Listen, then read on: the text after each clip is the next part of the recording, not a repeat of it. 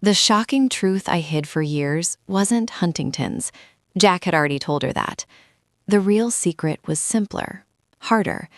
I'd always sensed the darkness in her, the way her charm could flip to calculation, the way she collected hurts like souvenirs. I saw glimpses, small lies, small thefts, small cruelties, and I buried them. Told myself every mother exaggerates her child's flaws. Told myself love meant looking away. I was wrong. My daughter didn't destroy me. She forced me to face what I'd ignored. She stripped away the illusion of the perfect family and left me with something smaller, truer, myself. Scarred, yes. Alone sometimes, but free.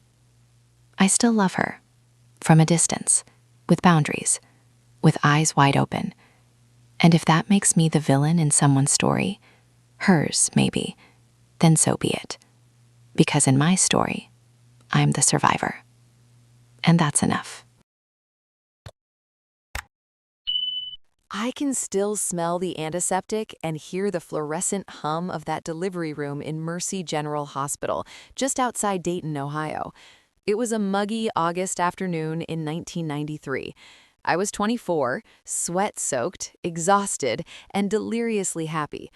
Jack, my high school sweetheart, the boy who'd carved our initials into the old oak behind the football field, stood beside me, holding my hand so tight his knuckles turned white. When the doctor lifted our daughter into the air, she let out this fierce, indignant wail, like the world had already wronged her and she was ready to demand justice. Tiny fists pumping, red face scrunched in fury. I laughed through tears and said, "She's perfect." Jack kissed my forehead and whispered, "She's ours." We named her Emily Grace. Grace, after my grandmother, who'd raised me when my own mom couldn't be bothered. Emily, because it sounded soft and classic, like the kind of name that would look good on a law degree or a wedding invitation someday. From the start, she was everything we'd dreamed of. She slept through the night at 6 weeks. She smiled at strangers in the grocery store. By age 3, she was reciting nursery rhymes with perfect enunciation, charming the checkout ladies at Kroger into slipping her extra stickers. Neighbors would stop me in the driveway. "That Emily, she's gonna be something special, Laura." I believed them. I believed her. We weren't rich.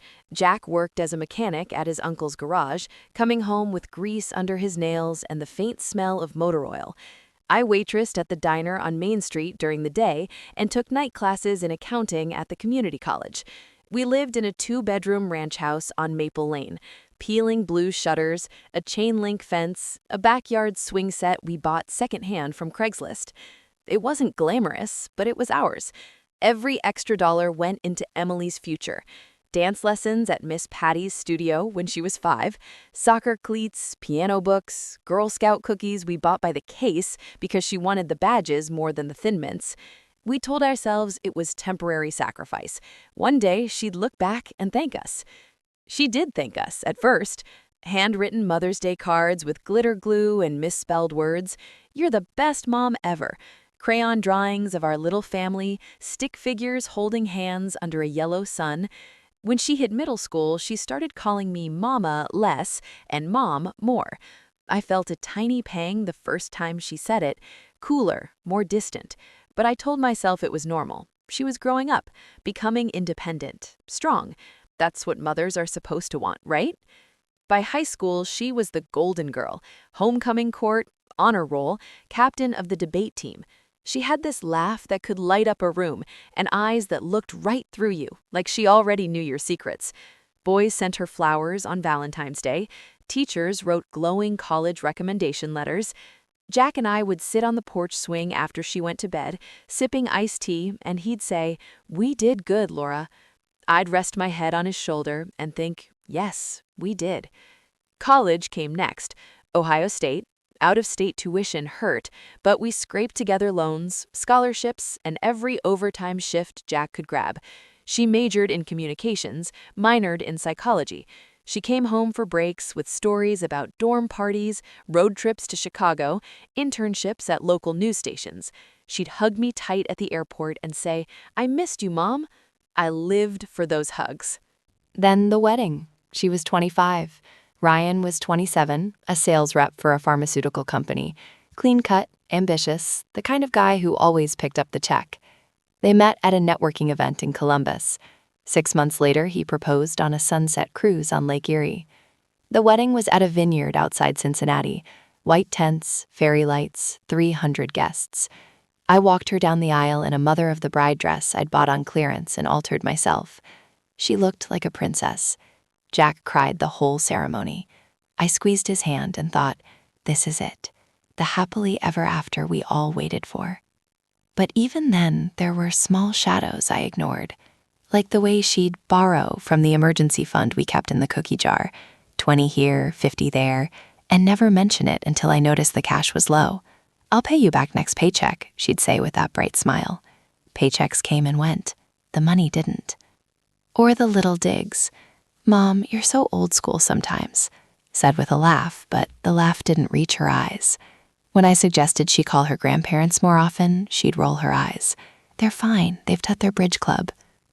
When Jack got sick, stage 4 pancreatic cancer that came out of nowhere, she was there at first. Hospital visits, holding his hand, bringing him milkshakes he couldn't keep down.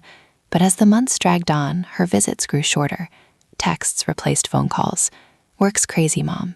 I'll come next weekend. Next weekend became next month. The day Jack died, she flew in from Atlanta, where she and Ryan had moved for his promotion. She stood at the graveside in black heels sinking into the soft Ohio soil, clutching my arm. When the pastor finished, she leaned in and whispered, "We'll get through this together, Mom. I promise." Her voice cracked. I believed her. I needed to believe her. She was all I had left. After the funeral, she stayed a week, helped pack up Jack's clothes for donation, sorted his tools in the garage. One evening, we sat on the back porch, same swing, same iced tea, and she said, "You know Dad would want us to stick together." I nodded, tears falling into my glass. She hugged me longer than usual.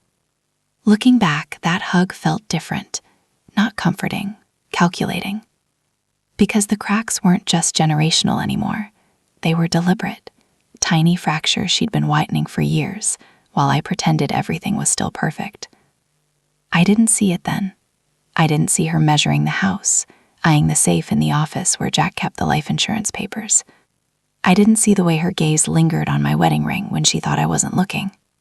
I didn't see my daughter turning into someone who could look at the woman who gave her everything and decide it still wasn't enough. But the signs were there, and soon they wouldn't be small anymore. The call came on a rainy Tuesday in early spring, almost exactly a year after we buried Jack. I was in the kitchen wiping down the counters for the 3rd time that day, something I did when the quiet got too loud, when my phone buzzed on the windowsill. Emily's name lit up the screen. I answered before the second ring. "Mom?" Her voice cracked on the word, thick with tears. "It's Ryan. He left me."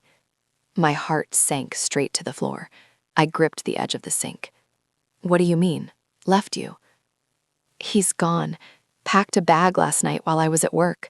Left a note on the kitchen table saying he couldn't do it anymore.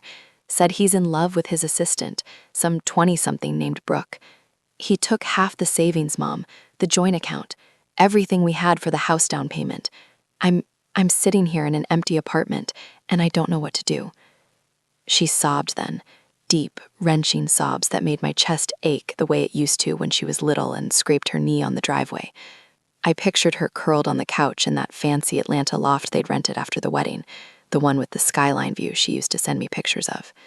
Now it sounded like a cage. "Come home," I said without hesitation. "Pack what you can and come home. You can stay as long as you need." She cried harder. "I don't want to be a burden." "You're not a burden. You're my daughter. Get on the next flight. I'll pick you up at Dayton." She arrived 3 days later, pale and puffy-eyed, dragging 2 oversized suitcases and a carry-on that looked like it had been thrown together in a panic. She fell into my arms at baggage claim, smelling faintly of airport coffee and the vanilla perfume she'd worn since high school. "Thank you, Mom," she whispered into my shoulder. I didn't know where else to go. I brought her back to the house on Maple Lane. Same blue shutters, same creaky front steps. She walked through the front door like she'd never left, dropped her bags in the hallway, and looked around with something like relief. "It still smells like home," she said. I made her chamomile tea the way she liked it, 2 sugars, splash of milk, and we sat at the kitchen table until midnight while she told me the story. Ryan had been distant for months, she said, working late, secretive with his phone. She'd suspected something but didn't want to believe it. Then one night he came home smelling like someone else's perfume and told her it was over. He wanted a divorce. No counseling, no second chances. Just gone. And the money, he'd transferred most of their joint savings to a new account she couldn't access. He said it was for, quote, business expenses. She spat. Business expenses with Brooke, apparently. I listened, nodding, murmuring the right things. "That's awful. You deserve better. We'll figure this out." Inside, I was furious at Ryan. I'd liked him, thought he was steady, reliable. Now he sounded like every bad ex-husband story I'd ever heard at the diner. The next morning, I cleared out the guest room, Jack's old office, really, and made it hers again. Hung fresh curtains, put a new quilt on the bed, stocked the bathroom with her favorite shampoo. She thanked me over and over. "I just need a few months to get back on my feet," she said. "Find a job here, save up, maybe move back to Atlanta when the dust settles." "Of course," I told her. "Take all the time you need." Those few months turned into 6, then another 6. She applied for jobs, marketing coordinator, social media manager, event planner, but nothing stuck. "The interviews go great," she'd say, "but then they ghost me, or the pay is insulting, or the boss is toxic." She'd come home defeated, curl up on the couch with a glass of wine, and scroll through her phone while I cooked dinner. I didn't push. Grief and heartbreak take time, I told myself. She'd been through a lot. I paid the utilities, groceries, her car insurance when she said her checking account was temporarily low. She'd promised to pay me back. "Next paycheck, Mom, I swear." And I'd wave it off. Or family, I'd say. That's what we do. One evening, about 8 months in, we were watching an old episode of Friends on the living room TV. Her choice, because she said it reminded her of simpler times. She turned to me during a commercial and asked, casual as anything, "Hey, Mom, whatever happened to Dad's life insurance policy? The big one from the union?" I paused the show. "It's still there, in the safe in the office. Why?" She shrugged, picking at a thread on the throw blanket. "Just curious, in case, something happens to you someday. I'd hate for it to get tied up in probate or whatever." Her tone was light, almost joking, but her eyes flicked toward the hallway that led to the office. I felt a small, cold prickle at the back of my neck. "It's all set up," I said carefully.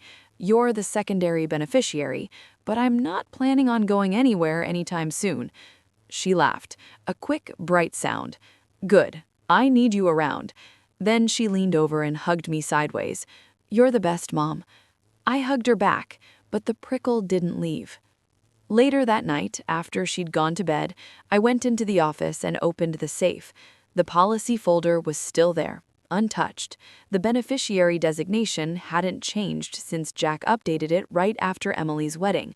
70% to me, 30% to her. Standard stuff. I closed the safe, spun the dial, and told myself I was being paranoid.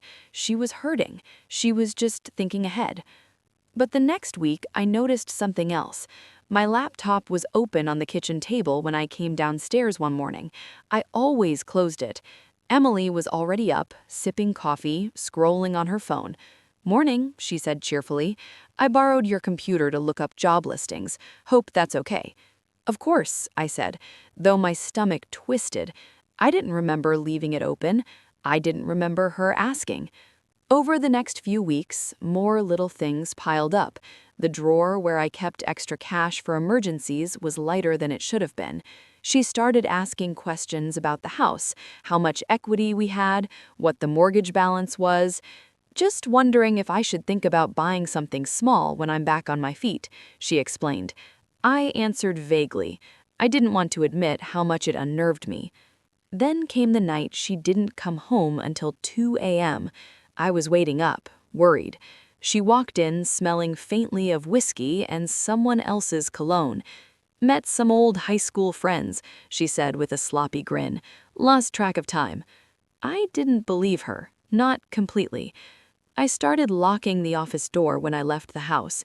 I moved the safe's combination to a date she wouldn't guess, Jack's birthday plus mine, something sentimental but private. I told myself it was just caution. Mothers protect their children, sure, but sometimes they have to protect themselves too. I had no idea how right that feeling was. Because the first lie wasn't Ryan leaving her. The first lie was that she ever needed to come home at all.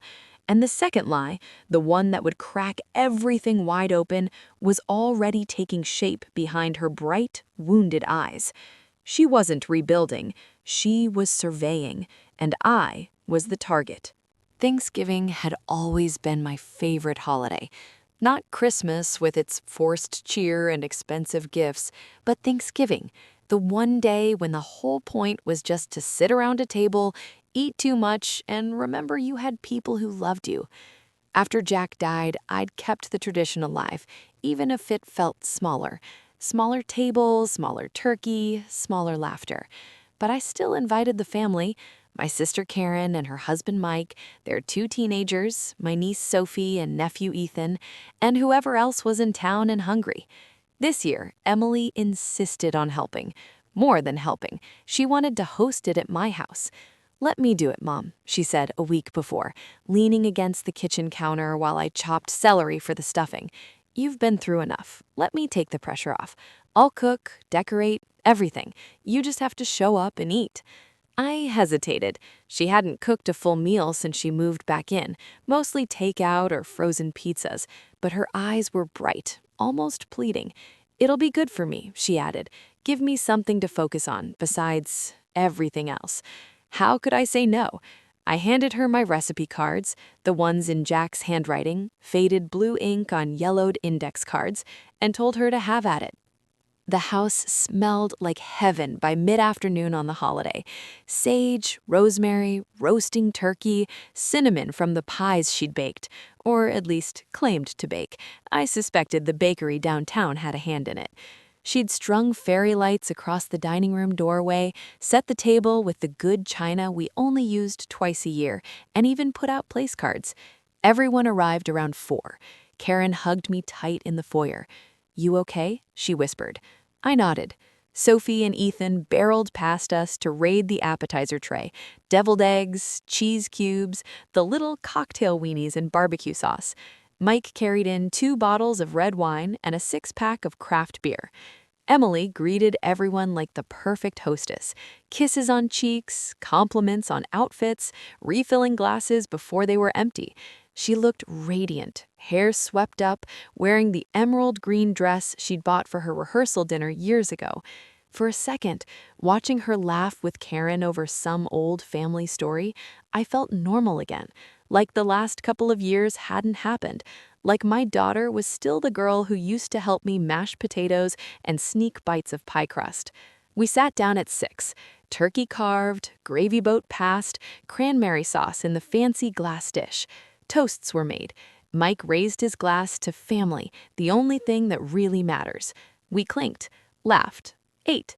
The teenagers complained about school, Karen told a story about her new boss who thought Zoom backgrounds were optional, and Emily kept the conversation flowing, smooth as the wine.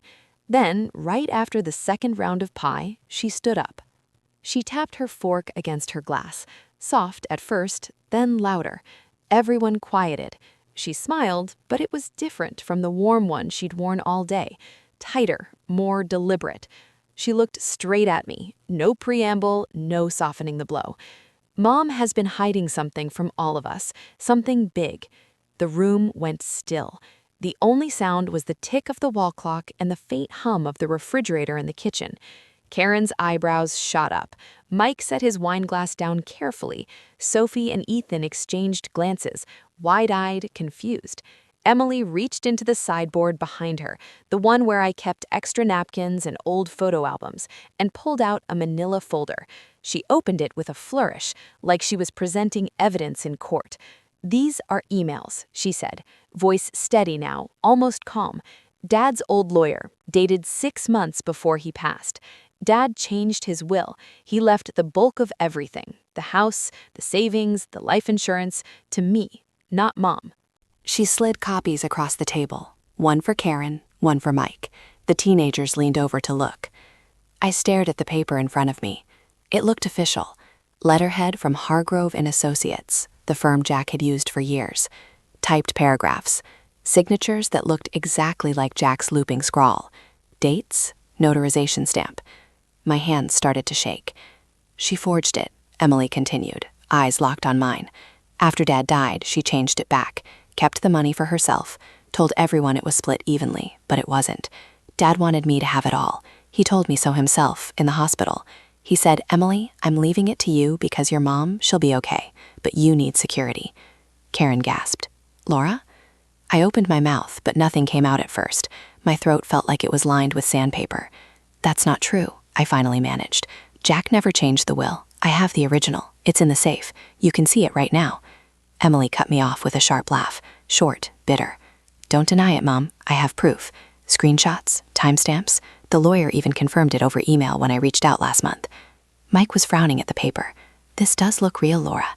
Sophie whispered to Ethan, Is Grandma in trouble? I felt the blood drain from my face. The room tilted. I pushed back from the table, chair scraping against the hardwood. I didn't forge anything, I said, louder this time. I would never. Then explain this, Emily said, holding up another sheet. A bank statement, my bank statement, showing a large transfer from the joint account Jack and I had shared into my personal savings the week after his funeral. You moved Dad's money the day after the funeral, before the will was even probated. That was our joint account, I shot back. It was always set to transfer automatically on death. The lawyer handled it. You know that. Do I? She tilted her head. Because from where I'm standing, it looks like you took what wasn't yours. Karen reached across the table and touched my arm. Laura, is any of this true? I looked at my sister, my only sister, the one who'd sat with me through Jack's chemo, who'd brought casseroles and held me when I couldn't stop crying. Her eyes were searching mine, pleading for me to make it make sense. No, I whispered, none of it. But the doubt was already there. I could see it spreading like ink in water. Emily closed a boulder with a snap. I can't stay here anymore, she said quietly. I can't live under the same roof as someone who would steal from their own dying husband, from their daughter. She walked to the hallway, grabbed the coat I'd bought her last Christmas, and turned back one last time. I'll be in touch about the rest, she said, through lawyers. The front door clicked shut behind her. Silence swallowed the room. Karen stared at the papers. Mike rubbed his temples. The kids looked anywhere but at me. I stood there, hands trembling, tasting bile. They left soon after. Hugs were awkward, half-hearted. We'll talk, Karen said at the door, but her voice was thin. Sophie gave me a quick, uncertain hug. Ethan didn't meet my eyes. The house felt bigger when they were gone. Emptier. The fairy lights still twinkled, mocking me. I went to the office, unlocked the safe with shaking fingers, pulled out the original will. There it was, unchanged, notarized, clear as day. 70% to me, 30% to Emily. Jack's signature. No forgery, no secret changes.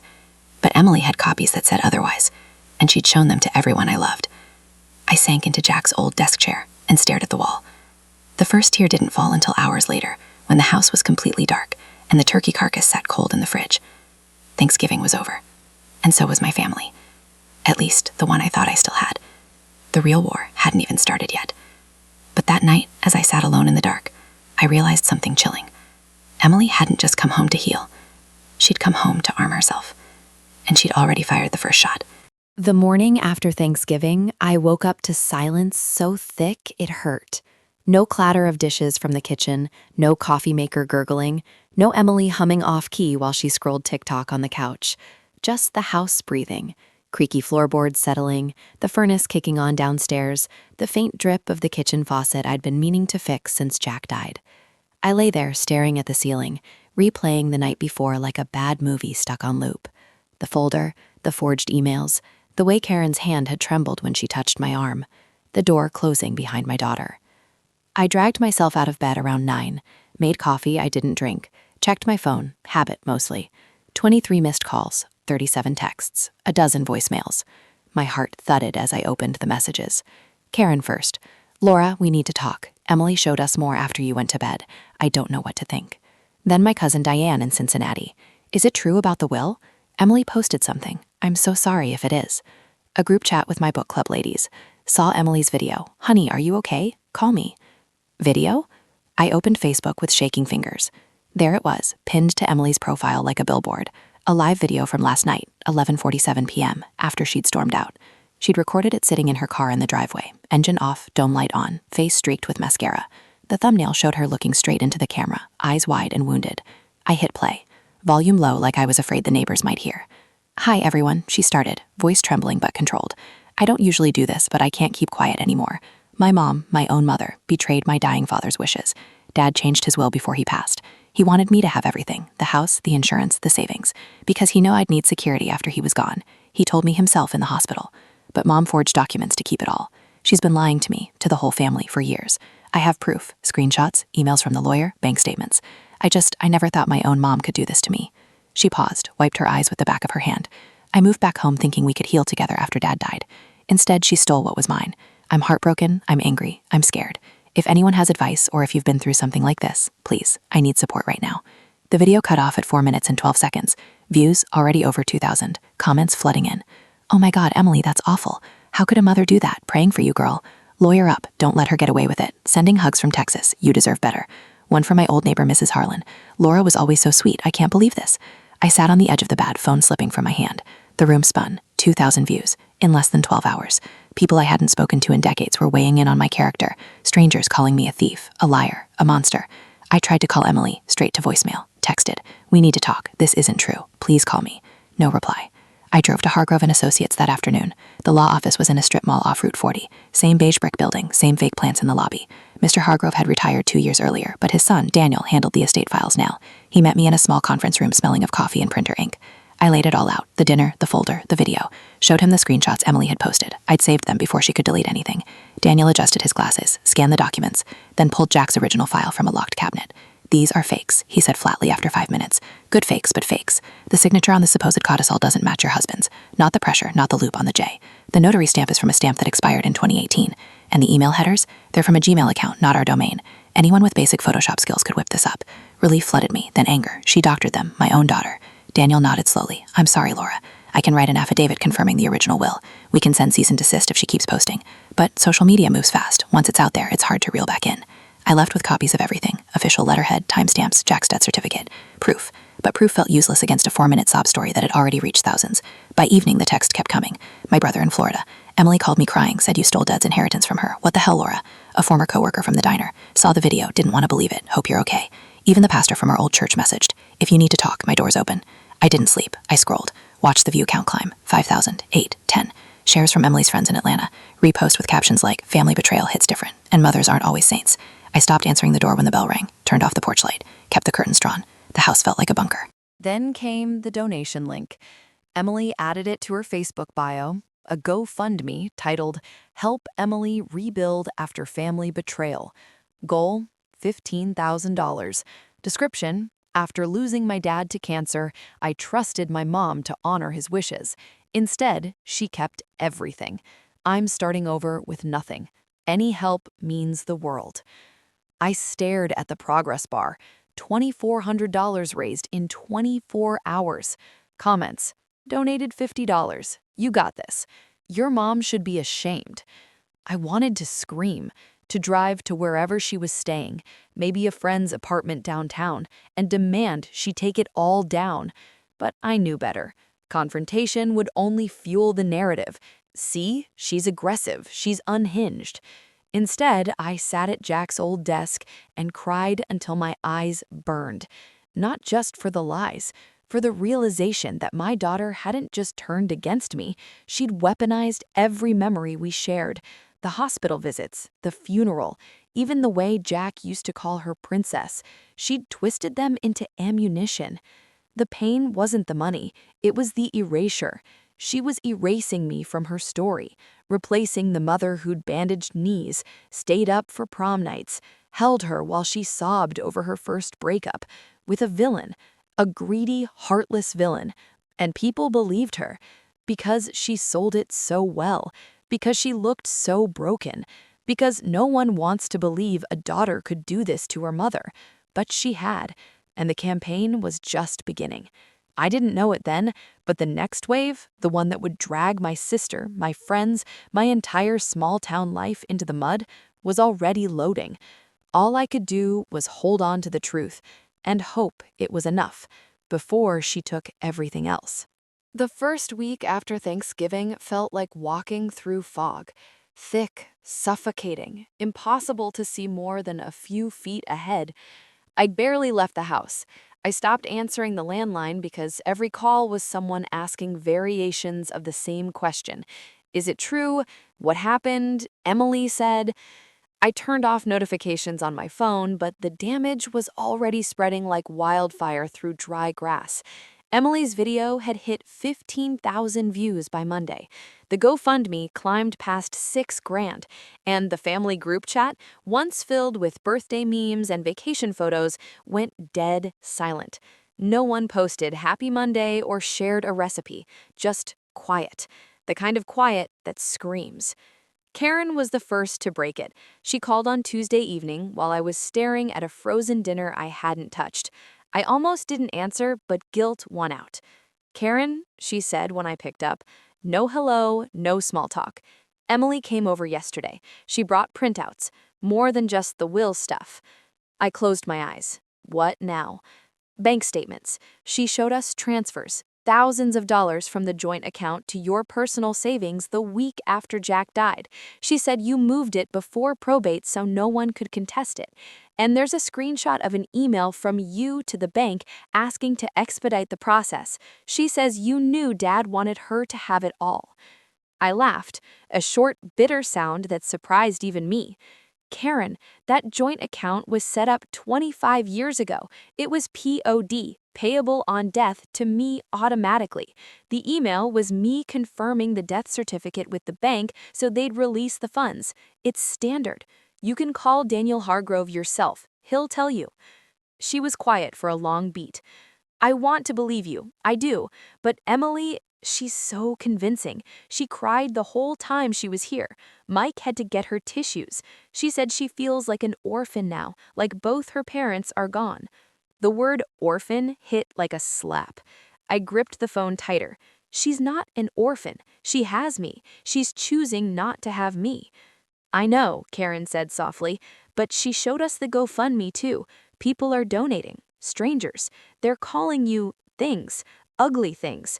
And Sophie saw it all. She asked me if Grandma was a bad person. What am I supposed to tell my kid? Tell her the truth, I said. Tell her her cousin is lying. Karen sighed. I don't know what the truth is anymore. Emily's talking about suing. She's talking to a lawyer in Columbus. She says she has more evidence coming. Audio from Dad's hospital room, maybe. She claims he recorded a conversation where he told her about the will change. There's no audio, I snapped. Jack hated recording anything. He wouldn't even let me take videos at Christmas. She's making it up. Maybe, Karen said, but until I see proof otherwise, I think we need space. Mike agrees. We're not taking sides, but we can't keep pretending everything's normal. Space. The word landed heavy. My sister, my only sister, was asking for space from me. After we hung up, I sat in the dark living room and stared at the family photos on the mantel. Jack and me on our wedding day, Emily at 5, gap-toothed grin, holding a sunflower bigger than her head, the three of us at Disney World, Mickey ears, sunburned noses. I wanted to smash them all. Instead, I cried until my throat ached. The next blow came from my brother Tom, down in Tampa. He texted, didn't even call. Talked to Emily, she's wrecked. Said you stole Dad's money from her. I sent her $500 to help with rent. Don't know what's going on up there, but if it's true, damn, Laura, call me when you're ready to explain. I didn't call. What was there to explain? The same story over and over, while Emily fed her half-truths laced with tears. My niece Sophie unfriended me on Facebook. I noticed when I tried to message her good luck on her upcoming soccer game. Blocked. Ethan still followed me, but his last like on one of my posts was from 6 months ago. No comments, no birthday wish when mine rolled around in December. Even my best friend since high school, Patty, who'd stood up in my wedding and held my hand at Jack's funeral, texted, "Saw the video. I'm stunned. Maybe give Emily what she wants. This is tearing everyone apart. You don't need the money that bad, do you?" I stared at those words for 10 minutes before replying, "It's not about the money. It's about the truth. She's lying, Pat. All of it." Her response came quick. "I hope so, but the family's hurting. Think about that." I stopped replying to anyone after that. Christmas came and went like a ghost. No invitations, no cards from Karen's kids. I spent the day alone, ate a microwave turkey dinner, watched It's a Wonderful Life on mute because the sound of Jimmy Stewart's voice made me sob. Emily posted a photo on Instagram, her and some friends at a holiday party in Columbus. Caption, "Grateful for the people who choose me when others won't. Merry Christmas to those who still believe in family." The likes poured in. Comments, "You deserve better. Strong woman. Your mom's loss." I turned off social media completely after that. Deleted the apps, kept the phone on Do Not Disturb. But the isolation didn't stop the whispers. At the grocery store, I caught two women from church glancing my way, then looking away fast. The mailman, who used to chat about his grandkids, now just nodded and hurried off. My neighbor across the street, Mrs. Jenkins, stopped bringing over zucchini bread like she used to every summer.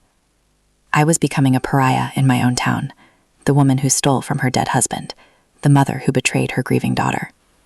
And Emily, she was the victim, brave, resilient, raising money from strangers while her toxic mother lurked in the shadows.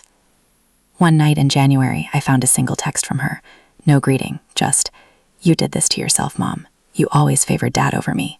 Even when he was dying, you were the one everyone comforted. Now it's my turn. Enjoy being alone." I read it 3 times, then I blocked her number. But blocking didn't stop the ache. It didn't stop me from wondering how my child, my smart, beautiful, once loving child, had become this stranger who could turn an entire bloodline against me with a few forged papers and a well-timed sob story. I realized then, this wasn't just about money anymore. It was about erasure. She wanted me gone, not just from her life, from everyone's. She wanted the story rewritten so thoroughly that when people said Laura, they'd think thief first, mother never. And she was winning. The family I'd built my whole life around was crumbling, brick by brick, and she was the one swinging the hammer. I still had the original will. I still had Daniel Hargrove's affidavit. I still had the truth. But truth doesn't shout as loud as tears on a screen. And in the silence of my empty house, I started to wonder if truth would be enough to bring anyone back, or if I'd already lost them for good. By February, the house on Maple Lane had become a tomb. The Christmas tree lights stayed up until mid-January because taking them down felt like admitting defeat. Dust collected on the mantel photos. The fridge held nothing but half-empty condiment bottles and a carton of milk that had gone solid. I stopped cooking real meals, ate cereal straight from the box, standing at the counter like a stranger in my own kitchen. Sleep came in fits, 3 hours here, 2 there, always waking to the same nightmare. Emily's face in that video, eyes glassy with fake tears, mouth forming the words, "My mom betrayed me," over and over. I couldn't take it anymore. The silence was killing me slower than the gossip. I needed answers, real ones, not the half-lies Emily fed the world. So I did something I never thought I'd do. I hired a private investigator. His name was Ray Caldwell, ex-cop from Cincinnati, mid-50s, voice like gravel over concrete.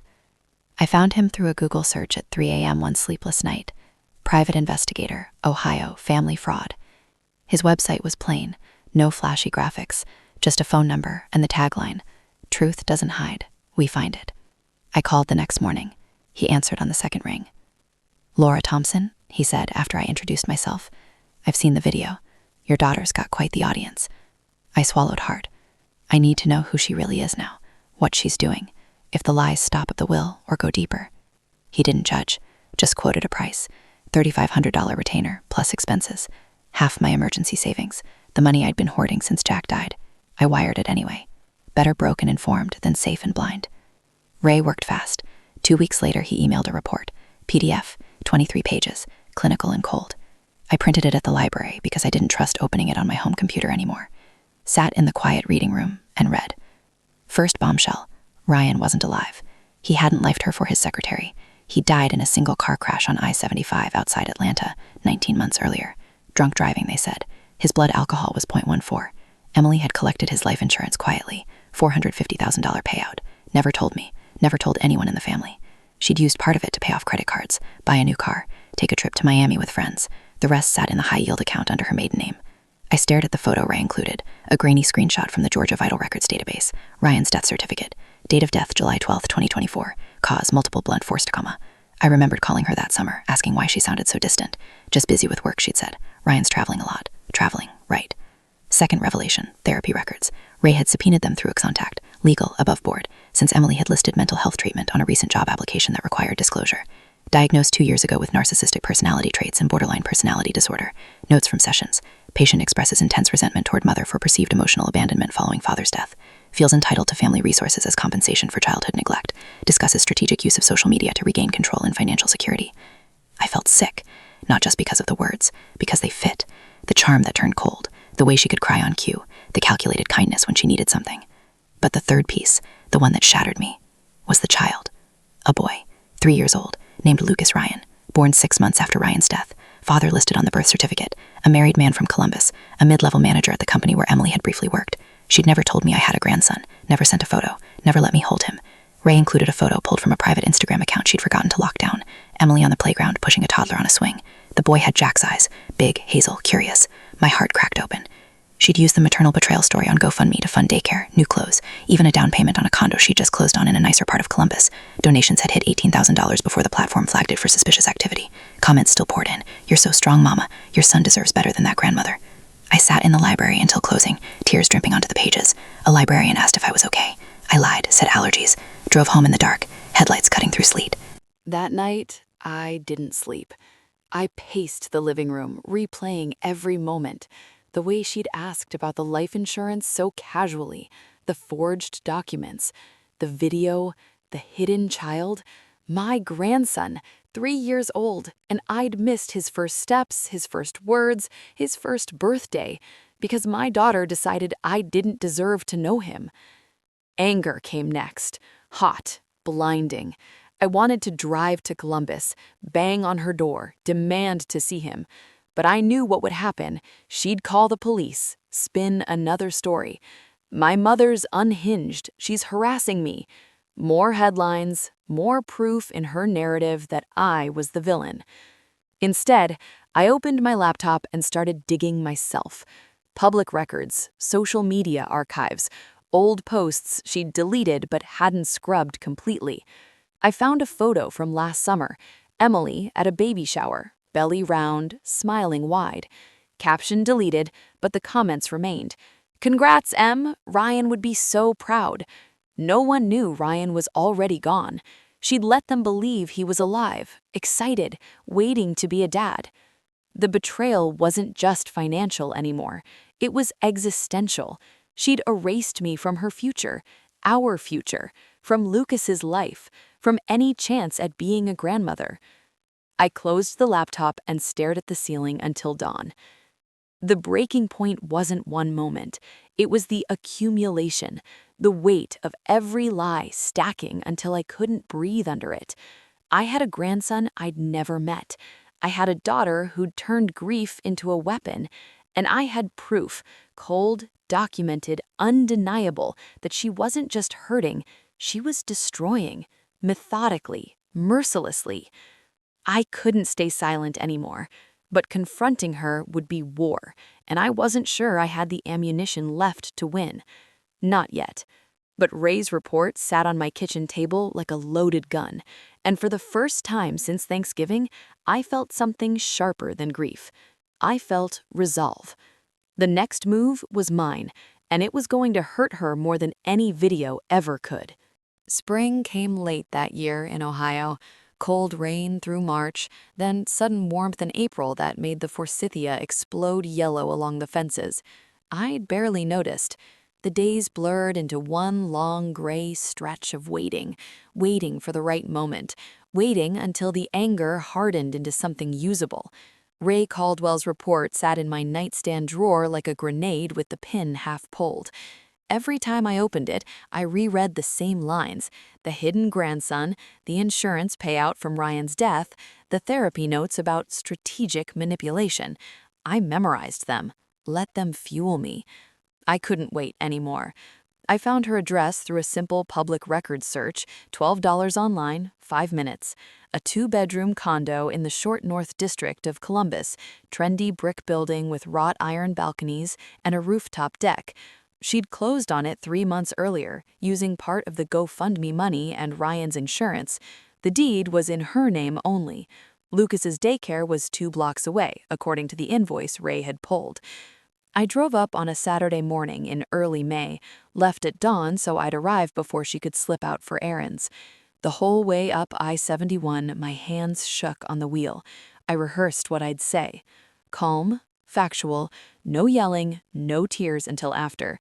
I parked 2 streets over, walked the last block so she wouldn't spot my car first. My heart hammered so hard I could feel it in my teeth. The buzzer panel had her name, E. Thompson. No and Lucas, just her. I pressed it. No answer. Pressed again. Silence. Then the intercom crackled. "Who is it?" Her voice, sharp, suspicious. She didn't recognize the building's grainy video feed, or maybe she did and was already bracing. "It's Mom," I said, flat, no pleading. A long pause, then the door buzzed open. I took the elevator to the 4th floor. Hallway smelled like fresh paint and coffee. Her door was at the end, a mat with sunflowers, a small tricycle parked beside it. My grandson's. I knocked once. She opened the door halfway, chain still on. "What do you want?" she asked. No hello, no surprise, just cold. "To talk, face to face, no cameras, no recordings." She stared at me for 10 seconds, long enough that I thought she'd slam it. Then she unhooked the chain and stepped back. 5 minutes. The condo was bright, modern, white walls, hardwood floors, plants everywhere. A toddler's toys scattered across the living room rug, wooden blocks, a plush dinosaur, a little red fire truck.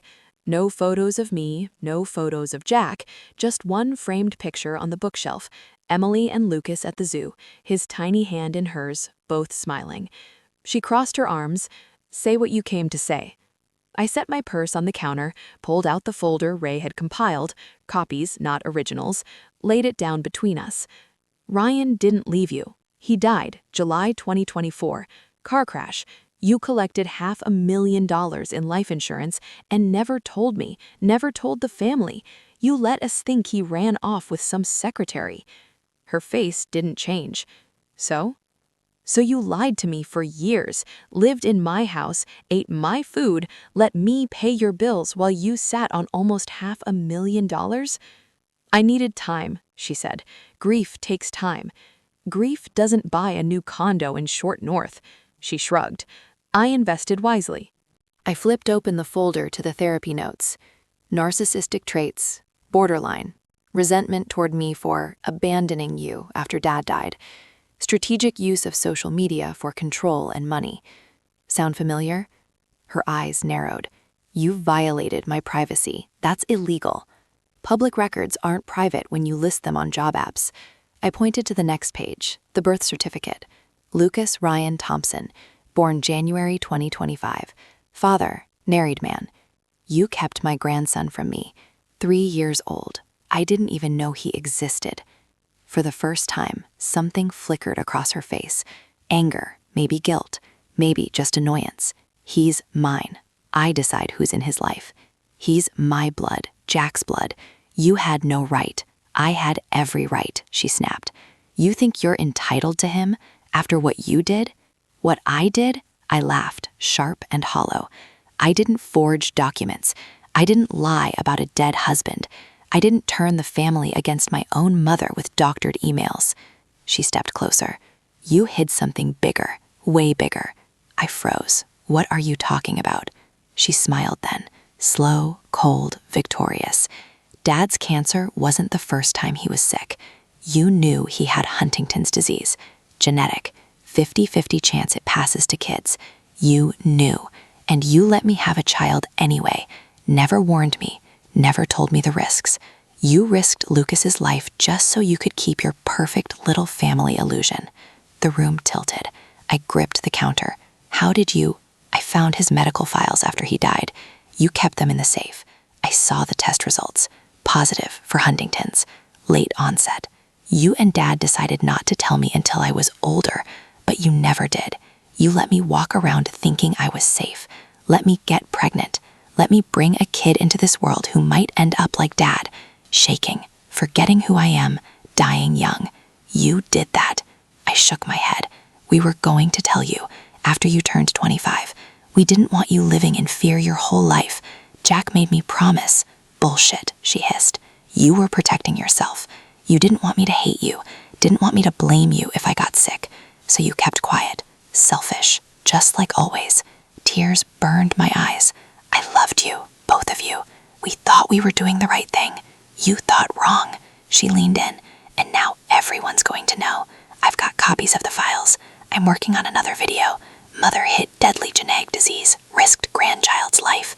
It'll go bigger than the last one. Donations, interviews, maybe even a podcast. You'll be the monster everyone warns their kids about. I stared at her, really looked. The girl I raised was gone, replaced by someone who saw pain as currency, truth as optional, family as collateral. You won't win this, I said quietly. I already am. She glanced toward the hallway. Lucas is napping.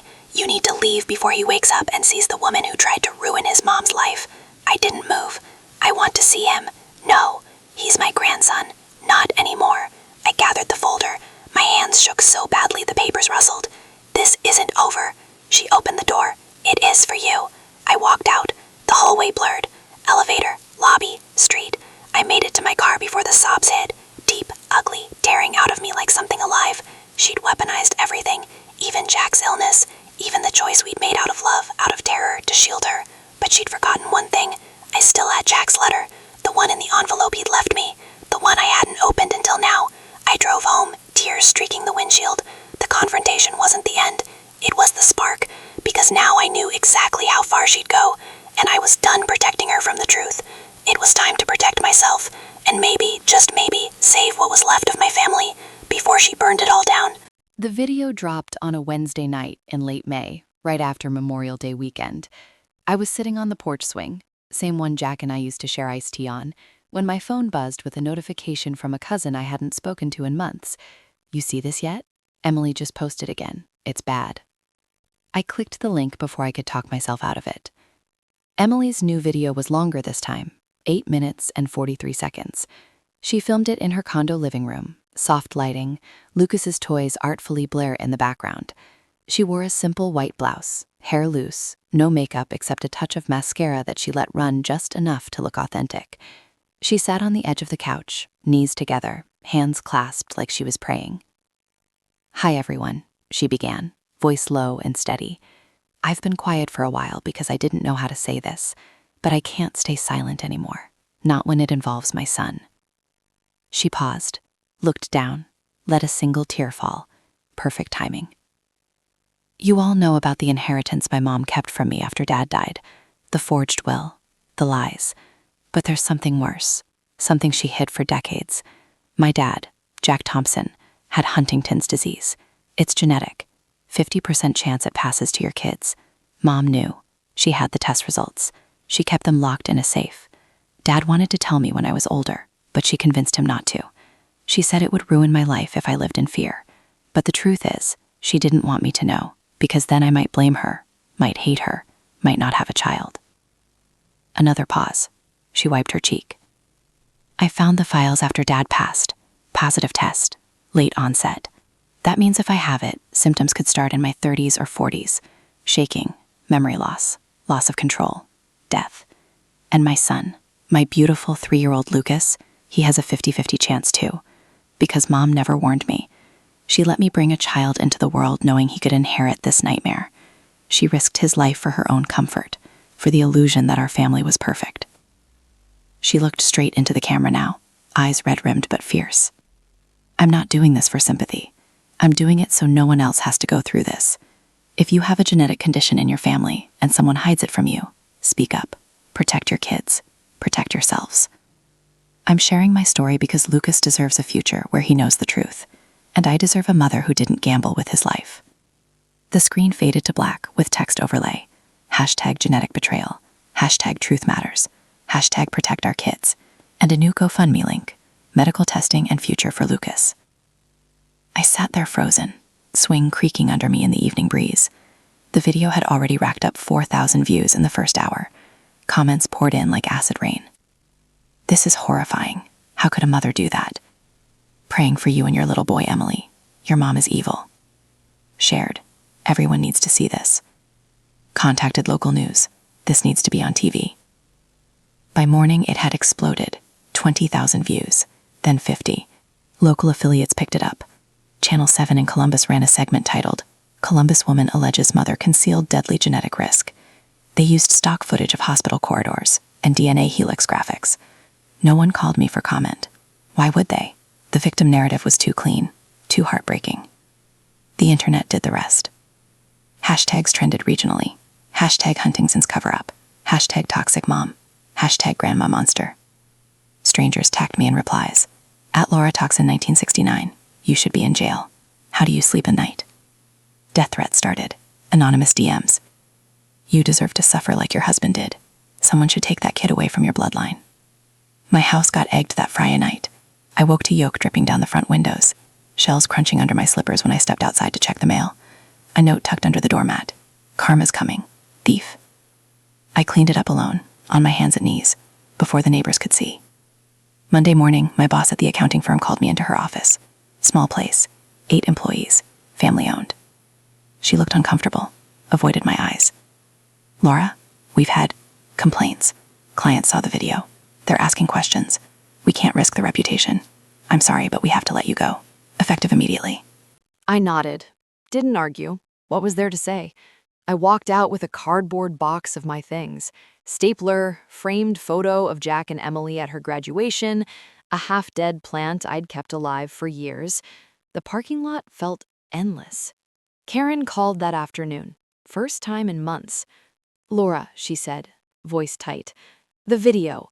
Huntington's. Is it true?" "Yes," I whispered. "Jack had it. We knew.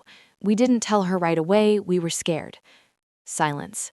Then, "You should have told her. She has a right to know. Lucas has a right." "I know," I said, "but she's twisting it, making it sound like I wanted him to get sick." "Maybe you should talk to a lawyer, or go public yourself." "I can't. Not yet. She'll just say I'm attacking her." Karen sighed.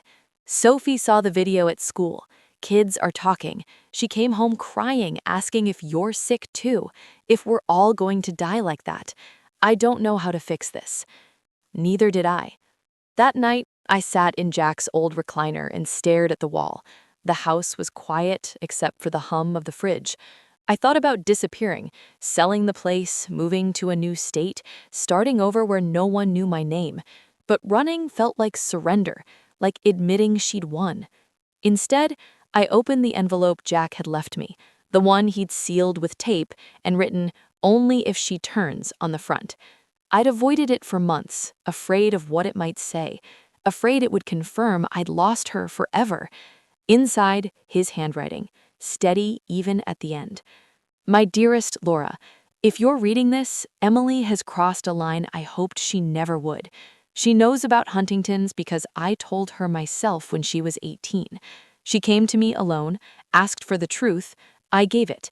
She begged me not to tell you I'd told her, said she wanted to protect you from guilt. But I saw the look in her eyes. She was filing it away, saving it for a day like this.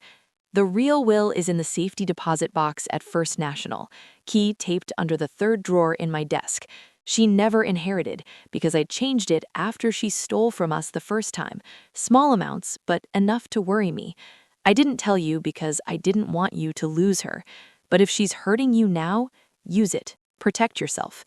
I love you both, but she stopped being our little girl a long time ago. Forgive me for not stopping this sooner. Jack." I read it twice. Tears blurred the ink. He'd known. He'd seen the darkness before I did, and he left me the tools to fight back. The public fallout wasn't the end. It was the catalyst, because now I had proof not just of her lies, but of his foresight. I wasn't the monster anymore. I was the one with the truth, and it was time to stop hiding. The reckoning was coming, and this time I wouldn't be alone in the dark. The envelope sat on the kitchen table for 3 days after I got home from Columbus. Plain white, edges worn from years in the safe, Jack's handwriting on the front. "Only if she turns." I'd carried it upstairs, downstairs, even slept with it under my pillow one night like it might whisper answers in the dark. But every time I reached for it, something stopped me. Fear, maybe, or the last shred of hope that I wouldn't need what was inside. that Emily would wake up one morning, call me crying, and say it was all a mistake. After the second video, the Huntington's one, hope died. The threats kept coming, emails with subject lines like, "You deserve to rot," and voicemails that started with heavy breathing before the caller hissed, "Watch your back, bitch." My mailbox got stuffed with printed screenshots of the video comments. One envelope had a single word scrawled in red marker, "monster." I stopped checking mail after that. I couldn't run, couldn't hide, couldn't pretend anymore. So on a rainy Thursday afternoon in June, when the sky looked like it was crying for both of us, I sat at the kitchen table with a cup of cold coffee and tore the envelope open. Jack's letter unfolded in my hands, his familiar, slanted script, the way the pen had pressed harder on certain words, like he'd been angry or determined, or both, when he wrote it. My dearest Laura, if you're reading this, Emily has crossed a line I hoped she never would. She knows about Huntington's because I told her myself when she was 18. She came to me alone one weekend you were visiting your sister in Cleveland. She asked point blank, said she'd overheard us talking years earlier, suspected something. I couldn't lie to her face. I showed her the test results, explained the odds, the symptoms, everything. She cried, hugged me, begged me not to tell you I'd told her, said she didn't want you carrying more guilt after everything we'd been through. I believed her. I was wrong. She was already filing it away. I saw it in her eyes, the calculation, like she was collecting ammunition. I didn't tell you because I thought she'd let it go, thought time would soften her, but deep down I knew. That's why I changed the will a second time. The first change was after her wedding, when she borrowed 10 grand from our savings for the honeymoon and never paid it back. I let it slide once, not twice. The real will, the one that matters, is in the safety deposit box at First National Bank on Main Street. Key is taped under the third drawer in my desk, the one that sticks. Box number 472. You'll find the original documents there. No forgeries, no tricks. Everything goes to you, with a small trust for Emily only if she ever gets clean. Therapy, sobriety, real change. I set it up quietly with Daniel Hargrove. She never knew. I love you both. God help me, I still love her. But she stopped being our little girl a long time ago. The charm, the tears, the way she could make you feel like the center of her world, it's a mask, and masks slip when they want something. Protect yourself, Lore. Don't let her rewrite our story. Don't let her make you the villain. You were the best mother she could have had. If she can't see that, it's her loss, not yours. Forgive me for not stopping this sooner. I thought love would be enough. It wasn't. Forever yours, Jack. I read it twice, then 3 times. Tears hit the paper, smudging the ink on "Love Her." I pressed my palm flat against the words, like I could feel his hand under mine one more time. He'd known. He'd seen the darkness creeping in years before I did. While I was still buying her excuses, paying her bills, believing the hugs, Jack had been quietly protecting me, quietly protecting us from her. I went to his desk, the old oak one in the corner of the living room we'd never moved after he died. 3rd drawer from the top on the right. It always stuck. I tugged hard, the wood groaned. There, taped to the underside with yellowed Scotch tape, was a small brass key. Engraved on it, FN 472. I drove to First National right then, rain pounding the windshield so hard the wipers couldn't keep up. The bank lobby smelled like wet umbrellas and old money. The teller recognized me, small town, and didn't ask questions when I showed ID and the key. She led me to the vault, handed me the long metal box, and left me in the private room. I opened it with shaking hands. Inside, the original will, dated 2 years before Jack died. Clean, notarized, no codicils, 80% to me outright, 20% into an irrevocable trust for Emily, accessible only after documented mental health treatment and 5 consecutive years of no fraud or financial misconduct. A letter from Daniel Hargrove confirming execution. Bank statements showing the insurance payout had gone straight to our joint account, then to my name after death. No secret transfers, no theft. And at the bottom, a smaller envelope, Jack's handwriting again, just my name. I opened it last. A single photo, us 3 at Emily's high school graduation, Jack's arm around my waist, Emily between us in her cap and gown, grinning like the world was hers. On the back, in blue ink, "This is who we raised. Don't let her steal the memory. Fight for it." I pressed the photo to my chest and cried, quiet, exhausted sobs that echoed off the vault walls. When I got home, the rain had stopped. Sun broke through in weak patches. I sat at the kitchen table again, spread everything out. Jack's letter, the will, the photo, Ray Caldwell's report, copies of the forged documents Emily had posted. It was all there. Proof. Not just that she lied about the will, not just that she hid Ryan's death, the money, the child. Proof that Jack had seen her coming. Proof that he'd tried to shield me the only way he knew how. Quietly, legally, permanently. I didn't feel triumph, not yet. I felt grief, fresh, sharp, for the man who'd loved us both enough to prepare for the worst, and rage, for the daughter who'd used his illness, his death, his silence as weapons. I picked up my phone, opened the camera app, hit record. No makeup, no script, just me, sitting at the table where we'd eaten thousands of meals together. "Hi," I said to the lens. "My name is Laura Thompson. I'm Emily's mother, and I'm done being silent." I talked for 23 minutes, calm, factual. I showed the camera Jack's letter, the real will, the key, the photo. I explained Huntington's, how we'd planned to tell her, how Jack had told her early anyway, how she'd weaponized it. I showed the death certificate for Ryan, the therapy notes, the birth certificate for Lucas. I didn't cry once. When I finished, I said, "This isn't revenge. This is truth.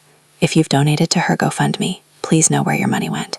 If you've judged me, please know why. And if you're a mother or a daughter or anyone who's ever loved family, hold them close, because sometimes the people closest to you can hurt you the deepest." I stopped recording, watched it back once, no edits. Then I uploaded it to Facebook, public, no privacy settings. Shared it to every group I'd ever been in, church, book club, alumni, neighborhood. The views started slow, then faster. I sat back and waited. Because the hidden truth wasn't just Jack's letter. It was that I'd always known, deep down, in the quiet places. Emily was capable of this. I just never wanted to believe it. Now I had no choice. And neither did anyone else. The video I posted didn't go viral the way Emily's did. No tearful close-ups, no soft lighting, no hashtags designed to tug heartstrings. Just me at the kitchen table, raw and unfiltered, holding up documents like they were lifelines. 23 minutes of truth spoken quietly, without drama. I didn't beg for sympathy. I didn't call her names. I just laid it all out. The real will, Jack's letter, Ryan's death certificate, the therapy notes, Lucas's birth record, even a scan of the key taped under the drawer. I ended with the photo of the 3 of us at her graduation and said, "This is who we were. This is what she's trying to erase. I'm not asking you to hate her. I'm asking you to see clearly." I hit post at 9:17 p.m. on a humid June evening. Views started slow, dozens, then hundreds. By midnight, 1,000. By morning, 10,000. People shared it not because it was emotional theater, but because it was evidence. Screenshots of the document circulated. Someone fact-checked the dates. Another pulled up public records confirming Ryan's crash. A former co-worker of Emily's in Atlanta commented, "She told everyone Ryan left her, never mentioned he died. I always thought it was weird." The tide turned slowly, then all at once. GoFundMe shut her campaign down 48 hours later. Fraud violation. All donations refunded, with a public notice. Campaign flagged for misrepresentation of facts. Thousands of people got their money back, some angry, some relieved, some posting apologies in the comments under my video. I believed her. "I'm so sorry, Laura. I donated thinking I was helping a single mom.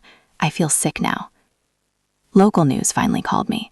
Channel 7 in Columbus ran a follow-up segment. Woman's viral accusations against mother debunked by documents. They interviewed Daniel Hargrove on camera. He confirmed everything. Jack's will unchanged since the second revision, the trust setup, no forgery on my end. They even showed blurred clips of Jack's letter, with my permission. Emily declined comment. Her socials went quiet. No new videos, no defiant posts, just silence. The family started trickling back. Karen called first, voice thick. I read Jack's letter, saw the will. Laura, I should have believed you. I'm so sorry. Mike and the kids want to come over this weekend, if you'll have us. I cried then. Quiet, relieved tears. Of course I'll have you. My brother texted, flew up next week, bringing beer and an apology. Don't say no. Patty from high school showed up on my porch with zucchini bread and hugs. I was wrong. I should have asked you directly. Forgive me? I did. Not because it was easy, but because holding grudges would have let Emily win twice. Emily didn't call right away. When she did, 3 weeks later, it was from an unknown number, late at night. Her voice was small, cracked. Mom? I let the silence stretch before answering. Yes. I saw your video. Everything. The letter from Dad. The real will. A shaky breath. I'm sorry. I was angry. I felt like you always chose him over me, even after he was gone. The money, the house, the attention at the funeral. It all felt unfair. I twisted everything. The Huntingtons. I knew Dad told me. I wanted to hurt you. I wanted to win. I listened without interrupting. Let her spill it all. I lost the condo, she continued. Couldn't make the payments after the refunds. Lucas is with his dad's sister right now. Temporary custody while child services investigates. They're worried about the Huntington risk I exaggerated for sympathy. I didn't think it would go this far. What do you want, Emily? I asked, voice steady. A long pause. I don't know. Forgiveness? A chance? I don't deserve it. But I miss you. I miss who he used to be. I closed my eyes. Saw the little girl with the gap-toothed smile. Saw the woman who'd stood in my doorway and called me selfish. Both were real. I can't give you what you had before, I said. Not yet. Maybe not ever. You broke something that can't be glued back the same way. But if you get real help, therapy, no more lies, no more games, I'll listen. For Lucas's sake. He deserves to know his grandmother. But it's on your terms now. Prove it. She whispered. Okay. We hung up. No promises. No tears. Just a door cracked open, not wide. Lawsuits followed. Forgery charges in county court. Emily pled to lesser charges. Filing false documents and defamation. Community service, restitution, mandatory counseling. The family court ordered genetic counseling for Lucas. Tests would come when he was older. I didn't push for more. Revenge wasn't the goal. Protection was. Today, the house on Maple Lane feels different. Quieter, but not empty. Karen comes over Sundays for coffee. Sophie and Ethan text me memes again. Patty drops by with gossip from the diner. I planted new flowers along the walkway. Bright geraniums that bloom even in Ohio's stubborn summers. Emily and I talk once a month. Short calls. Careful. She's in therapy twice a week. Works a steady job at a marketing firm in Columbus. Lucas stays with her most weekends now. Supervised visits at first, then more. I met him last month. Park in Dayton, neutral ground. He's 4 now, shy at first, then climbed onto the swing and asked me to push him. Higher, Grandma, he said. My heart cracked open in a good way. He has Jack's eyes. And maybe, just maybe, a piece of the girl Emily used to be. I don't trust her fully. I may never. But I don't hate her either. Hate would keep me stuck. I chose forward instead. The shocking truth I hid for years wasn't Huntington's. Jack had already told her that. The real secret was simpler, harder. I'd always sensed the darkness in her, the way her charm could flip to calculation, the way she collected hurts like souvenirs. I saw glimpses, small lies, small thefts, small cruelties, and I buried them, told myself every mother exaggerates her child's flaws, told myself love meant looking away. I was wrong. My daughter didn't destroy me. She forced me to face what I'd ignored. She stripped away the illusion of the perfect family and left me with something smaller, truer. Myself. Scarred, yes. Alone sometimes, but free. I still love her, from a distance, with boundaries, with eyes wide open. And if that makes me the villain in someone's story, hers maybe, then so be it. Because in my story, I'm the survivor, and that's enough.